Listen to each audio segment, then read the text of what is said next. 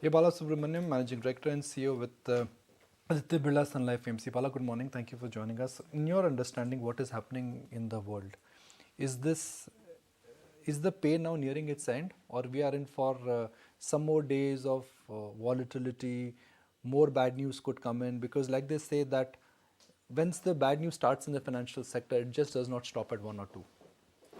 I think it appears the way I think things have been shaping up over the last few days, and banks like SVB was declared. That's something one has to worry about it. I think given the fact that US has got a similar kind of banks, close to about 100 banks, we can call it regional banks and so on and so forth.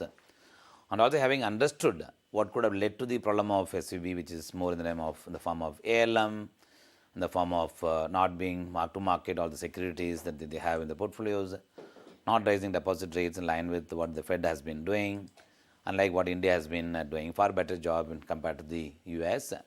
So all such things I think pose a question mark that how many such banks I think would have a similar risk practices being adopted as is being done by the SVBs. Therefore, I think immediately after that the fallout of CSFB, all that actually is an indication of the financial market in general in the developed market is not as good as, is not in good shape as good as what we have probably would have seen in India, given the fact that Indian balance sheets, banking balance sheets are far superior, well constructed, mark to market is it's an ongoing basis is done, capital adequacy is very high, and compared to that, I think it looks like there will be many discoveries will come. Also, given the fact that I think the way I think the Fed historically has worked, and to ensure that at least they come and provide the necessary support in the form of liquidity pumping in. I think the challenge for US is actually is managed between inflation expectation on one side, and second is the liquidity needs of the other side, and also bailing out some of these banks on the third side. I think they have to do a right balance between all the three. So in our own belief is, I think that given the fact that historically the Fed has ensured the financial market systems comes back to normal, I think they will also take enough steps actually to provide necessary liquidity in the systems to ensure that the banking system do not suffer, at least from the consumer's point of view. But I think as things progress, it looks like it's not going to stop only with the two that has been already that already come. Probably we'll see more and more small things keeps coming in and affecting the market sentiment, keeping the overall market volatility for some more period. So markets are headed lower because if you expect small or big, large or tiny does not matter. If more and more skeletons will come out of the cupboard, that means financial markets will remain volatile. Yes. And in this case, the direction could be down. I think probably yes. I think direction could be down. Fund managers don't talk like this actually. I know, I know we don't speak, but given the fact that I think the volatility in the market has been quite high, and I think too many variables that I think one has to look at it. But I think one good thing is at least the commodity prices are coming down, especially oil coming down. Definitely could have some kind of positive impact, and the commodity prices being low, I think will have some bit of positive impact on inflation. But still, the financial market current discovery that has happened, we'll have to probably keep, I would say, one has to be a little guarded, given the fact that the cascading impact of that, it could come in the credit market and so on and so forth. I think whenever I have seen historically, the financial market sentiment gets impacted, it does have a cascading impact on the equity market, given the fact that the banks have been funding the finances globally, especially in the US. The last few years, a lot of funding has gone through startup companies, funding has gone to the PE firms and so on and so forth. So therefore, the impact of that, I think, is very early to judge what kind of impact could come. Therefore, it's time still to be cautious, I would say. So, given the fact it's time to be cautious and the FII flows have been quite tepid, in fact, we have seen outflow to the tune of 2,500 crore yesterday, also, and the long position is also very low. What was supporting the market till now was the DII flows, and the retail participation was quite strong. Given the momentum is a bit weak, and we have been seeing that the volumes are on the lower side, is there a case to be made that the retail participation and the DII participation will also wither away? I think historically, again, if you go by the trend, compared to what you have seen in the past and we are seeing today, I think investors' maturity levels in India have gone up quite significantly. And given the fact that the money is being now taken in the mutual funds in the form of SIPs for long-term investing, and people have been coming for perpetual SIP, people are coming for 10-year SIP, all keeping goal in mind that they are coming. Therefore, there is a greater understanding that got developed in Indian investor psyche that I'm looking at investing for long term, not for the short term. So therefore, I think money flow will continue as far as the Indian equity market concerns. Second is, I think since the time the government of India introduced PF can invest up to 15% in equity, I think every year an accrual that is coming into the PF, the naturally is coming into the equity market and gives that the support as well. But while of course it's obvious to understand that whenever the market turns volatile and whenever the recency of performance which has been driving the investor decisions, then naturally to the extent those who are driven by the recency of performance, I think would probably hold back. But otherwise, I don't think this comes at the cost of significant slowdown in terms of domestic flows coming in. I think from a fundamental point of view, India, I think where we were maybe about 3 months back in terms of levels and where we are today, for valuation wise, I don't think we can probably say that we are too costly. I think we probably can say that we are almost the average of last 10 years, but we are not costly. Stocks have corrected quite well, and therefore, in any parameter, if you look at it, and whether it is dividend yielding ratio basis or on the PB multiple basis or any other fundamental principle on which if you look at it, I think Indian valuations are relatively better. I think the overseas outflow, I think, is a function of what we are seeing in the global market, and also I think there is general withdrawal risk of trade. We can probably say the general withdrawal from equity in the global market could be one of the reasons why we are seeing FII selling coming in. But the moment I think you will see get some kind of indication that comes from Fed, I think they are going to cut the rate. It's not going to come immediately. Let us assume a scenario this week there is a meeting and then they're not going to do anything. I would assume so. But I think the moment they give an indication, I think now handling the financial market system is far important for them than controlling the inflation. The moment they take such kind of calls and they start cutting the rates, probably in the middle part of the in the current year, we'll probably see the move towards equity taking a positive twist. But then markets will start talking about elections. Second half of 2023, what will happen in May 2024, that narrative will start. Now, again, I go with the past trend. I think every year election has always been a big topic of discussions for a variety of reasons. There always a belief, the wider belief that pre-election there will be a pumping of money into the system for building infrastructure and so on and so forth.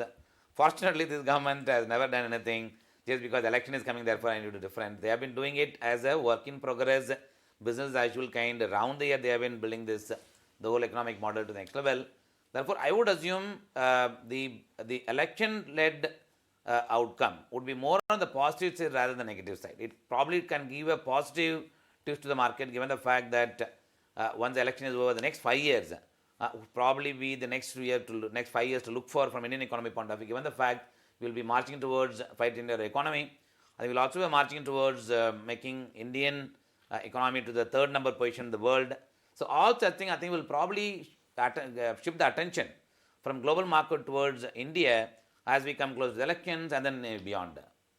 Does the exposure to cash levels that you're sitting at now increase given the fact that you're saying we are cautious, we are expecting more volatility?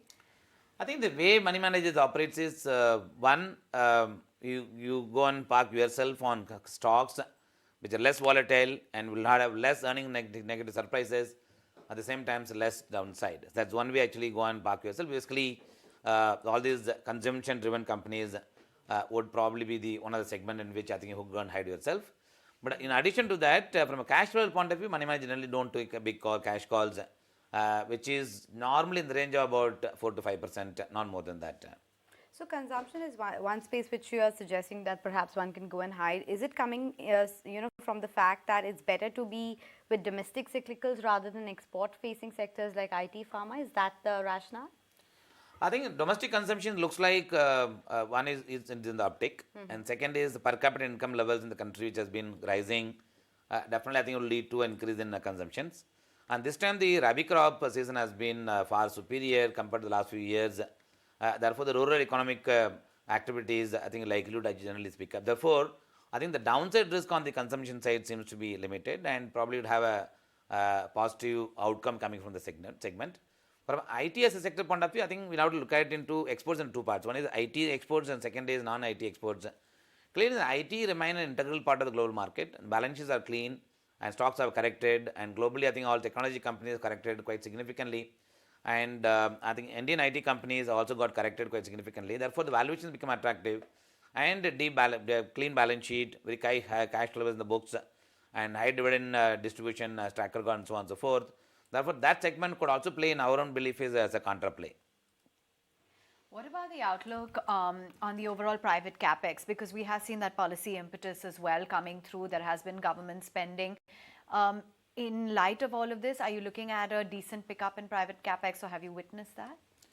I think we are already seeing some element of positive momentum in this, especially the companies who have been announcing private capex in the last few months has been the rise, whether it is in the manufacturing, local manufacturing, in these like paint industries, a lot of people have announced, and therefore the capex is coming in.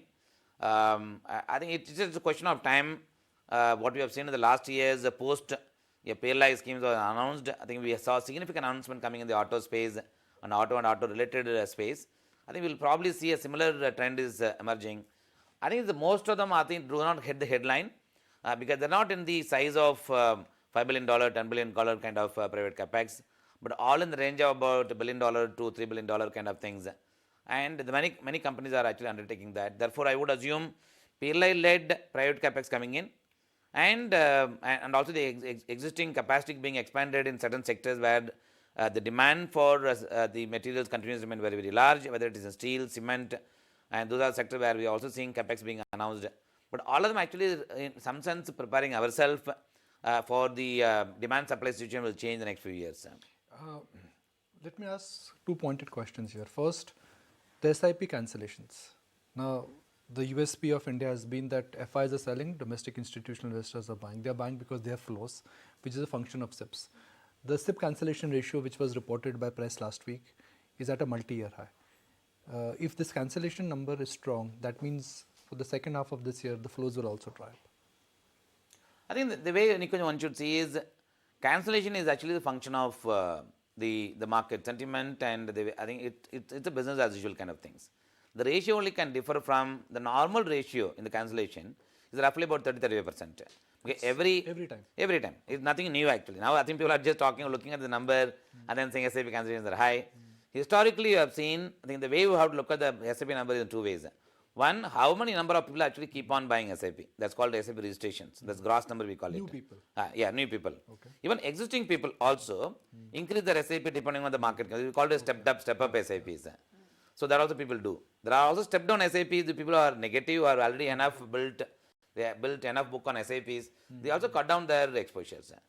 Also, given the fact the fixed income is also equally attractive today, and compared to the debt, given the fact levels are high as per the interest rate concern, there will be a set of people actually stopping the SIP and moving towards, not stopping SIP, they will be moving towards fixed income as well. So, this is the function of the rates, the function of sentiment, and also the function of how actually business, how the book is being built. So you don't but I see think a if you drop look in at SIPs. if you look at the trend, the SIP registration numbers have been going up. The 39,800 crore that you are saying is SIP registrations. Though cancellation would be there, but I think at net level, if you look at it, I think net number is a positive, which is what I think is the case currently. Then we should not worry about it. So, where I'm coming from or where we are coming from is very simple. Last 12 to 18 months, actually last 2 years, the returns for an SIP investor and for equity investor have not been satisfactory. They have not been very gratifying. They've been negative to flat. And typically, there is while we may all think and talk long term, what we actually do is short term.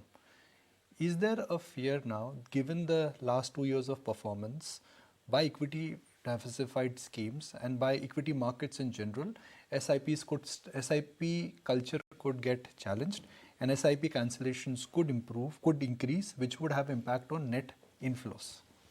So I think the incremental flows, in my own belief, will remain positive. Okay. And this will be in excess of roughly close to about 1.2, $1.3 billion kind of things, close to about 7,000-8,000 crores of kind of net inflows. That's the chairman of AMFI or that's CEO of Birla? No, my own estimate. Okay. My one estimate, not an AMFI estimate, not Aditya Birla Mutual Fund estimate. My own feeling on the basis of my past experience. AMFI, the flash should not say Birla MC to Bala says. So on the basis of my past experience, I think that flows will come. I think the trend generally to accept mutual fund through the SIP investing has now become the widely accepted principles. And second is the return-driven SIPs, I think, has gone down quite significantly. I think it's all gold-driven SIPs that has now come in. That also has gained popularity. Yeah. I think will continue to remain so. But I think the return being negative, I think historical also, whenever the market turns volatile, we have seen 1 or 2 years of dull period when it comes to the question of return, then naturally people do have some kind of question mark, but that question mark I think gone on quite significantly given the fact that people anyway look at the future, the purpose for which they are saving. So I think it's a mix of these two things. Therefore, my own belief is on the SIP cancellation is not something one should worry about it. It's a function of market, the trend, but there's nothing to worry about it. That I think is something is going to create a negative trend as far as the Indian equity flows concerns. Okay, my last question is that Adani group of stocks. So let's keep the stock market volatility aside. In terms of your exposure to Adani group of companies, debt exposure, and also for the mutual fund industry per se, has there been any kind of a default, any kind of a problem whatsoever? Absolutely no. On the contrary, whatever the exposure that even we as a fund house had in Adani group of companies, especially in CPs, all of them are paid on time, and in fact some of them actually even paid before the even the due date. So Adani group has honored all their debt commitments. Absolutely yes. That's for AMC, and that's even for For other entire MF industries, banking system, entire financial service industries, whatever the outstanding that was there in form of bonds from Adani Group, I think all have been paid on time, and some of them even paid before even time. And what about NBFC exposure to loan against shares and other instruments? I think everything has been unwound. Okay, so there is. So can I say that from an I think Adani? The way I see is, I think I have seen multiple credit cycles, and historically, the last number of years, I think this is the one cycle, despite a lot of fear was there, has been managed so nicely, given the fact exposures were well controlled, either by the mutual fund industries or by the banking industries, thanks to the regulatory framework that was there. Even the companies also, and given the past, the way I think markets have behaved, whatever the exposure was taken by the companies are also well manageable even from their own perspectives. Therefore, this time around, though the equity market reacted for a variety of reasons, for the bond market point of view, did not react and did not create any fear in the market on potential any credit market crisis. Nothing of that can happen because the entire thing actually was backed by very high prudent norms which everyone would have applied. Even look at this 81 bond of CSFB which now currently is coming. India is far ahead of the curve when it comes to the question of recognizing the risks that are associated with 81 in the past. And in fact, the mutual fund industries actually put the risk management system so fast thanks to the SEBI as a regulator started asking questions on the exposure to the 18 bonds in the past. Today, the Indian financial systems are very much under control when it comes to the question of any investments, any bonds which are more riskier in nature. Well, really appreciate your time. So glad you could join us, and thank you for joining us.